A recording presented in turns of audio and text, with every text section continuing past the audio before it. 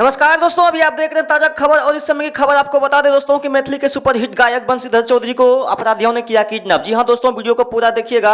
अपराधियों ने किस तरह से बंशीधर चौधरी को डरा धमका रहा है। वीडियो माफी मांग गई जगह के गाना ने मशीन से टाइरा माफी मांग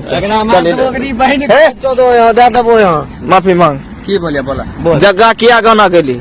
जगह गाना क्या के लिए की गलती भलो। अच्छा हमें एक बात तोरा से भैया अनुरोध करे छे, हम जगह गाना कहाँ के लिए हाँ सुखासन में कोने कौन गाना छे हमरा तो स्टेट में गली स्टेट मेला में देखियो वीडियो देखियो की अगर हम गईने हबे न तो हमरा तो क्षमा करिए, हम गलती से हेलो हमरा मुख से कुछ निकल गेल हबे तो तोर हेलो अरे